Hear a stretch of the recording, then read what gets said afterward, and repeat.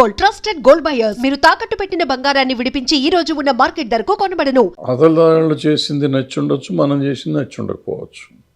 లేదంటే అవతలది ఏదో దాంట్లో ఏదో గ్లామర్ ఉండి ఉండొచ్చు, మనలో ఉండి ఉండకపోవచ్చు. సో అట్లా రకరకాల సమస్యలు ఉంటాయి. అందుకని డిసార్టన్ అయిపోయి ఉండక్కర్లేదు. మళ్ళీ ఇప్పుడు దాన్ని మలయాళానికి వెళ్తాం, మలయాళంలో ఏమైనా చూస్తారు, మలయాళంలో పోయేవాళ్ళు అక్కడ పరిస్థితి అక్కడ ఎట్లాగే ఉంది. అక్కడ మనం చూసే సినిమాలు అలాగే 100 సినిమాలు రిలీజ్ అయితే మనం 20 సినిమాలు చూస్తున్నాం ఓటీటీల్లో కానీ రిలీజుల్లో కానీ. మిగిలిన 80 సినిమాల సంగతి మనకు తెలియదు కదా. సో వాళ్ళేమవుతారు, వాళ్ళేం చెప్పుకుంటారు. మొన్న ఏదో ఓటీటీలో మలయాళం సినిమా చూసా, చాలా బాగుంది అనిపించింది. చెక్ చేస్తే 14 లక్షలు వచ్చింది. వాళ్ళు 6 కోట్లు పెట్టి తీశారంట. మరి ఆ డైరెక్టర్ ప్రొడ్యూసర్ ఏమైపోయి ఉండాలి. సో అదేం కాదు, డిసార్టన్ అవ్వకూడదు. ఫెయిల్యూర్స్ వస్తే సక్సెస్ వస్తుంది. ఎప్పుడు ఫెయిల్యూర్ లీడ్స్ టు సక్సెస్ అని చెప్తారు. కాబట్టి అతను అనవసరంగా అంత కంగారు పడక్కర్లేదు. ధైర్యంగా మళ్ళీ మంచి సినిమా తీసుకోవచ్చు. అయితే వెరీ ఫస్ట్ ప్రాజెక్ట్ కింద తీసిన వాళ్ళు కొన్ని ఏళ్ల పాటు దాని మీద కృషి చేసి 2 ఏళ్ల పాటు సినిమా తీసిన తర్వాత అందులో కూడా ఏదో చిన్న చితక ఆర్టిస్టులు కూడా కాదు, మంచి నేమ్ అండ్ ఫేమ్ ఉన్న ఆర్టిస్టులు, కావలసినటువంటి ఎలిమెంట్స్ అన్నీ ఉన్న సినిమా రావట్లేదు, చూడట్లేదు అనేది రివ్యూస్ కూడా బాగున్నాయి అనుకున్న తర్వాత అంటే ఇక్కడ ప్రాబ్లం మీరు ఏంటంటే తెలిసిన ఆర్టిస్టులు అనుకునేది పెద్ద భ్రమ. ప్యాడింగ్ పెట్టాను అనేది అంతకంటే పెద్ద భ్రమ. ఇప్పుడు ఒక్క హీరోలకు ఒక్కళ్ళకే ఫాలో అయిపోయింది. ఒక 2-3 సాయి పల్లవి లాంటి ఒకళ్ళిద్దరు హీరోయిన్లకి తప్ప హీరోయిన్లకి ఫాలోయింగ్ లేదు. టికెట్ దిగదు, ఒక టికెట్ కూడా ఎక్స్ట్రా దిగదు. హీరోలకి ఆ టాప్ 30 మంది ఉన్నారు హీరోలు. మొదట 3-4కి 50%, 60% టికెట్లు దిగుతాయి. కానీ మిగతా వాళ్ళకి 10 to 20% దిగుతాయి. వీళ్ళంతా పెద్ద హీరోలే. మిగిలిన హీరోలు ఇప్పుడు ఫర్ ఎగ్జాంపుల్ నా ఛానల్ కానీ మీ ఛానల్ కానీ మీకు ఫాలో అయింగ్ ఉంది, నాకు ఫాలోయింగ్ ఉంది. మన ఇద్దరం సినిమా తీద్దాం, ఎవరిని వస్తారని చూద్దాం. అట్లీస్ట్ మన సబ్స్క్రైబర్స్ అన్న రావాలిగా, రారు. సో అది వేరు, ఇది వేరు.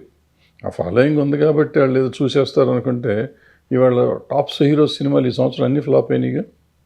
మరి అదేంటి, మళ్ళీ వాళ్ళు వెళ్తే జనం తండోపతండాలు, వాళ్ళ కోసం ప్రాణాలు ఇచ్చుకునే వాళ్ళు ఉన్నారు, రక్తం కోసుకునేవాళ్ళు, చేతులు కోసుకునేవాళ్ళు, మెడకాయ కోసుకునేవాళ్ళు ఉన్నారు.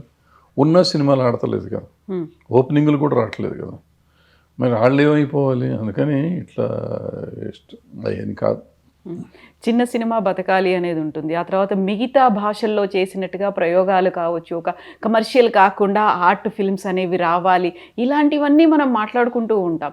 బట్ అది ప్రాక్టికల్గా మాత్రం వర్కౌట్ అవ్వదు. వర్కౌట్ అవ్వట్లేదు. మీకు వచ్చింది మొన్న 35 వచ్చింది, 23 వచ్చింది, కోర్టు వచ్చింది, ఇవన్నీ ఆడినిగా సినిమాలు. మరి వాటికేంటి, దానికి సమాధానం లేదా? ఏదో కోర్టు అంటే నాని ఉన్నాడు, నాని ప్రొడ్యూసర్ అన్నారు. మరి నాని గారు యాక్ట్ చేసిన సినిమాలు ఆడతలేదు కొన్ని.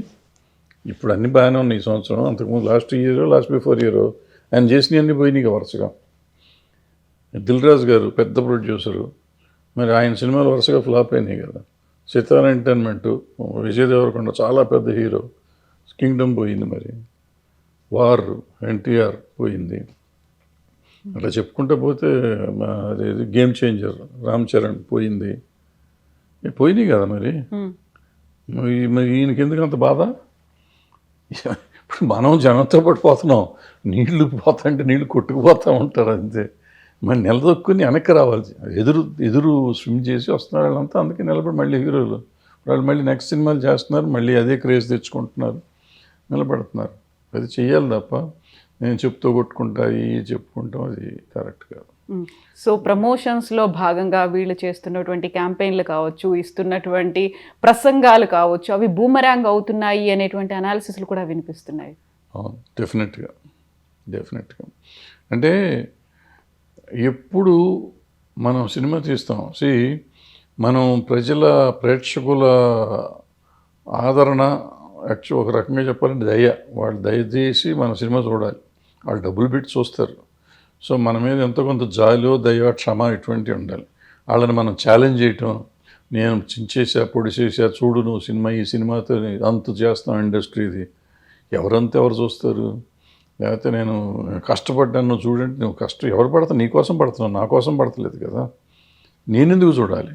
నువ్వు కష్టపడితే నేను చూడాలని రూల్ ఎక్కడుంది? చూడలేదు అనే పదం వాడకూడదు. చూస్తారు, వాళ్ళకి నచ్చితే చూస్తారు. మరి ఇప్పుడు నేను చెప్పిన సినిమాలను చూశారుగా. అట్లాగే చూస్తారు ఇవి కూడా.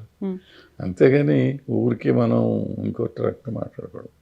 సక్సెస్ అంటే దానికి యాక్చువల్గా ఇచ్చే మీనింగ్ ఏంటి సార్? జనాలు ప్రేక్షకులు వచ్చి చూడడమా, లేకుంటే కమర్షియల్ హిట్ అవ్వడమా, రివ్యూస్ బాగుండడమా? రివ్యూస్ అనేది అసలు పట్టించుకోకూడదమ్మా. రివ్యూస్ నమ్మకూడదు కూడా నా ఉద్దేశంలో. నేను నమ్మను, నేను ఎవరిని నమ్మొద్దు అంటాను. ఎందుకంటే రివ్యూ అనేది ఒక ఇండివిజువల్. ఇప్పుడు క్రిటికల్ రివ్యూస్ ఎక్కడ పెద్దగా లేవు. అది ఒక్కళ్ళిద్దరు తప్ప క్రిటికల్ రివ్యూ చేయరు. ఏదో దానికి వాళ్ళ ఆలోచన విధానం ప్రకారం రాస్తారు తప్ప అది లేదు. బట్ జనం చూసిన సినిమాలే గొప్ప సినిమాల కింద లెక్క, కమర్షియల్గా వచ్చిన సినిమాలే. ఇప్పుడు నేను చెప్పిన సినిమాలన్నీ మరి డబ్బులు బాగా వచ్చినాయి. బలగం దగ్గర నుంచి లెక్కేసుకుంటాను. బలగం దగ్గరే కాదు, చాలా సినిమాలు ఉన్నాయి చెప్పుకుంటాం. పేర్లు గుర్తుండి సాగు కానీ జాతిరత్నాలు జాతిరత్నాలు ఎవరున్నారు? ప్రొడ్యూసర్ అంటారు. మరి అదే ప్రొడ్యూసర్ వేరే సినిమాలు తీసినప్పుడు ఎన్ని ఫ్లాప్ అవ్వలేదు? సో ప్రొడ్యూసరు, హీరోను, డైరెక్టరు ఇవన్నీ బోగస్. ఆ సినిమాలో దమ్ము ఉంటే ఆడుతుంది, దమ్ము లేకపోతే. ఇప్పుడు మన నరసింహ ఉంది, మరి మహావతార్ నరసింహ మళ్ళీ ₹1,00,00,000 మొత్తం భారతదేశం అంతా కలిసి ₹1,00,00,000 తోపినైంది. 300 కోట్లు చేసింది. ఇప్పుడు ఇంకా ఆడతాను, ఇంకా ఫుల్ పోతాను. మరి ఆయన 100 ముందు రోజు చూసి ఆయన ఆత్మహత్య చేసుకుంటా అన్నాడా? అనలేదు కదా. ఇప్పుడు యాక్చువల్గా సినిమా చూడ్డానికి మా థియేటర్కి రావాలి అంటే ఎందుకు వస్తారు, ఎందుకు చూడాలి సార్? యాక్చువల్గా ఏముంటే అట్రాక్ట్ చేస్తుంది అంటారు? ఏమీ లేదు. ఇప్పుడు మీరు తీసే కంటెంట్ నన్ను అట్రాక్ట్ చేయాలి, కామన్ ఆడియన్ని. సింపుల్ అమ్మ. ఒక సినిమా మనం తీస్తున్నాం. ఇప్పుడు అందరం ప్రాణం పెట్టే తీస్తాం. ప్రాణం పెట్టే తీయటం వేరు, సినిమా చూడటం వేరు. సినిమా చూడటం మనం డబ్బులు ఖర్చు పెట్టి చూస్తాం. ఇక్కడ ఏంటంటే మనం ఏదో అనుకునేది. ఇప్పుడు ఫర్ ఎగ్జాంపుల్ కోర్టు ఆడింది కాబట్టి నేను కోర్టు అతను నాని కంటే నేను డబ్బు ఉన్నవాడిని ప్రొడ్యూసర్గా. నా డైరెక్టర్ వాళ్ళ డైరెక్టర్ కంటే గొప్ప డైరెక్టర్, నా ఆర్టిస్టులు అంతకంటే గొప్ప ఆర్టిస్టులు, నేను అంతకంటే బాగా తీస్తాను కోర్టు అని ఇంకో కోర్టు లాంటి సినిమా తీశాను. ఆల్రెడీ కోర్టు చూశారు, ఎందుకు చూస్తారు ఈ సినిమా? ఇప్పుడు ఆ సినిమా అయిపోయినా ఆయన కోర్టులాగా తీశాను, నేను నాకంటే బాగా తీశాను, నన్ను చూడలేదు, ఎందుకు చూస్తారు? కోర్టు చూసాం ఆల్రెడీ, ఇంకా నీ కోర్టు చూడాల్సిన అవసరం నాకు లేదు. ఇప్పుడు ఇది జాలీ ఎల్ఎల్బి తీశాడు 1, సేమ్ థింగ్స్ జాలీ ఎల్ఎల్బి 2 కూడా తీశాడు వేరే హీరోని పెట్టుకుని. ఇప్పుడు హిట్ 1, హిట్ 2, హిట్ 3 చేశారు, 3 హీరోలను పెట్టి. సిమిలర్ కంటెంట్ అయినా ఒక కంటెంట్ దానికి ఒక సీక్వెల్లో ఏదో పెట్టుకుని ఏదో వేరే కథలు చెప్పుకుంటూ అలాంటి జోనర్లో కొంతమంది తీస్తున్నారు. అది వేరు. దానిలాగా చేయటం ఇంకోటి వేరు. అదేంటంటే ఆ ప్రొడ్యూసర్, ఆ డైరెక్టర్ ఉండే దాని మీద ఆ కంటెంట్ అతను బాగా ప్రజెంట్ చేస్తాడు కాబట్టి మనం ఇంకోసారి వెళ్తాం. ఇప్పుడు నాలాంటి డైరెక్టర్ అంతకుముందు సక్సెస్ ఫెయిల్యూర్లు ఉన్నాయి కాబట్టి ఇప్పుడు నేను సడన్గా వచ్చి కోర్టు చూసి, నేను చిన్న సినిమాలు తీసాను, కోర్టు చూసి లేకపోతే బలగం చూసి నేను బలగం లాంటిది తీశాను అంటే, నువ్వు బలగం చూసాం కదరా బాబు, నాకెందుకంటే కోర్టులాగా తీసాను ఎందుకు? ఆల్రెడీ నువ్వు ఫ్లాపులు తీసినావు, మళ్ళీ ఒక ఫ్లాప్ ఇస్తావు అంటారు అనుకుంటారు. రారు. వీటన్నిటికంటే నేను ఒక కొత్త కంటెంట్, ఫ్రెష్ కంటెంట్ తీసుకొస్తున్నాను, ఎవరూ చూడండి. అంటే అట్లీస్ట్ ఇప్పుడు మన జనరేషన్, ఇప్పుడు నేనంటే నా జనరేషన్, మీరైతే మీ జనరేషన్, ఆ పిల్లడైతే ఆ పిల్లడి జనరేషను. మా జనరేషన్లో చూడని సినిమా నేను కథ ఒకటి తీసుకొస్తున్నాను, కొత్తగా ప్రజెంట్ చేస్తున్నాను. అది ప్రోమోను ఇంకోటి వచ్చినప్పుడు, టీజర్ వచ్చినప్పుడు చూస్తే అవ్వాలి. ఇప్పుడు అదే ఇందాక మొదలెట్టింది అక్కడెక్కడంటే, చూస్తానికి వెళ్ళినప్పుడు ఈ సినిమా చూస్తాను. ఇప్పుడు నేను అన్న మొత్తం ప్రాణం పెట్టి సినిమా తీస్తున్నా. నేను ప్రాణం పెట్టే సినిమా ఎవరో తీస్తే ప్రాణం పెట్టి నువ్వు చూస్తావా?